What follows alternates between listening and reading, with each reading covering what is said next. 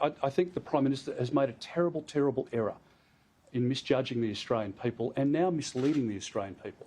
When he says that the voice is a simple proposition, if it was a simple proposition, 1 in 3 Labor voters wouldn't be voting no in this upcoming referendum.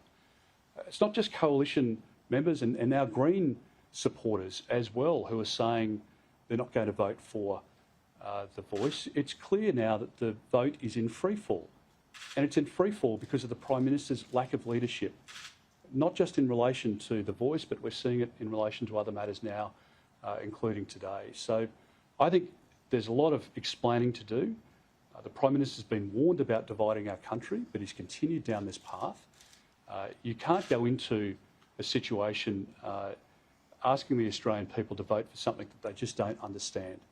And elites on the yes side and people like Alan Joyce and Anthony Albanese and other, successful billionaires and people that feel that they can try and speak from on high about what Australians should do, if they don't provide the detail, people won't support it. So stop lecturing people, Prime Minister, and stop misleading them by saying that this is just a simple proposition when it is a very, very significant change being proposed to our Constitution, and that's why he's been repeatedly warned in relation to it.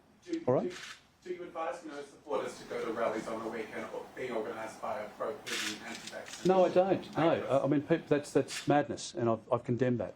Anybody who's pro-Putin has significant issues, and they should seek help for those issues because it's a dangerous situation that we're seeing in Ukraine at the moment, and anybody that supports Vladimir Putin in the carnage that he's undertaking in Ukraine at the moment needs to reconsider their position.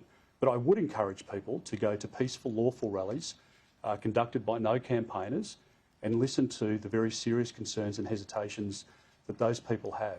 I'm talking about people in the suburbs, talking about people in regional areas, not inner city elites. They'll vote for the Greens and they'll vote for the voice. Many of the companies, you've seen the banks now signing up. I mean, imagine the audacity, to be honest, of bank CEOs out there telling Australians how to vote on the voice. What business do they have telling Australians who are paying higher interest rates and higher fees to the banks how they should be voting in an upcoming referendum, which is the biggest proposal since federation in terms of how our Constitution should operate?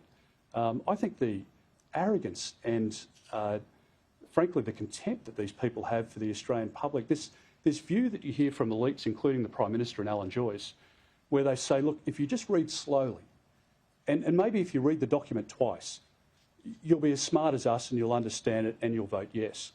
Well, I think Australians are much smarter than the Prime Minister realises, and I think Australians are going to vote this thing down because they know it's bad for our country and that it's not going to deliver the outcomes that we all want for Indigenous Australians in those remote communities. Thank you very much.